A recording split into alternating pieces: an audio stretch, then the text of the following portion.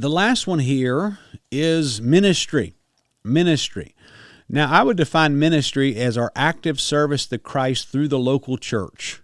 And this involves things like witnessing to people, evangelism, teaching, hospitality, singing in the local church, serving, holding some sort of office in the local church. And can I tell you this, that I do believe that every Christian ought to be a member of a local church. And if you're out there and you're not a member of a local church, I'd like to help you find a local church to be a member of, because the local church is really, if you're trying to get these burners going and get all of them burning at one time, but you don't have a local church in which to give you the structure to do these things, then you're gonna really struggle with managing and stewarding your life correctly because of those things. So there you go. So ministry is service to Christ through the local church, including things like witnessing, evangelism, teaching, hospitality, benevolence, and then also serving through the church, like singing and teaching and things like that.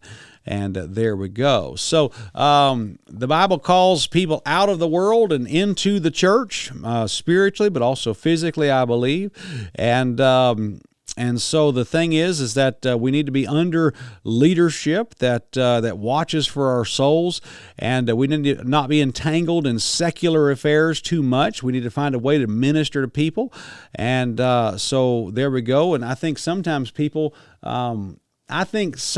men, and this is one of the dangers of the Hiles model of ministry that we talked about in Disclosure, is that there are men out there that they burn the ministry burner too much to where they didn't have any time to walk with God. Now that really seems like a strange thing, doesn't it? That there are men out there who did so much ministry that they actually neglected their walk with Christ because they were too busy doing the ministry. That just sounds bizarre, doesn't it? But I'm going to tell you, that's a real thing. There are men out there that they burned the burner of ministry so hot that they didn't have any time for their health. They didn't have any time for their work, and a lot of preachers died with nothing, and they left their wife with nothing when they died because they were doing ministry.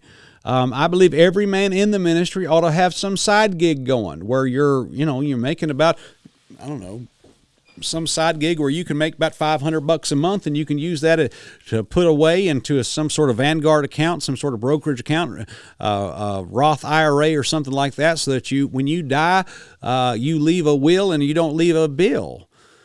So I think some people turned some men in ministry turned the ministry burner up all the way and turned the work burner all the way down and turned the health burner all the way down, and because of that, it caused chaos later in life. They need to all be going. And I'm preaching this to myself as well. So, and that's the thing.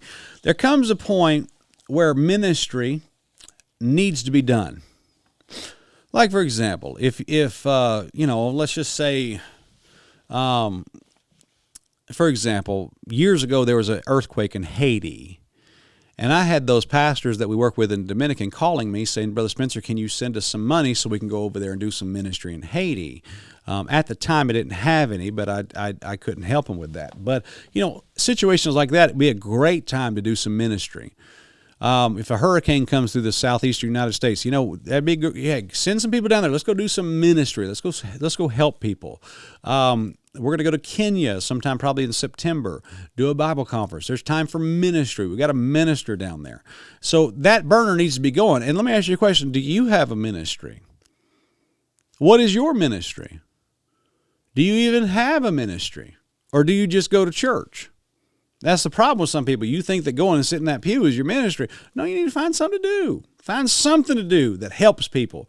Find something to do that gets that advances the cause of Christ. I think everybody can do that, and there we go. So try to find something to do. Try to find something to do for the glory of God, and I think that'll be a great thing for you to do.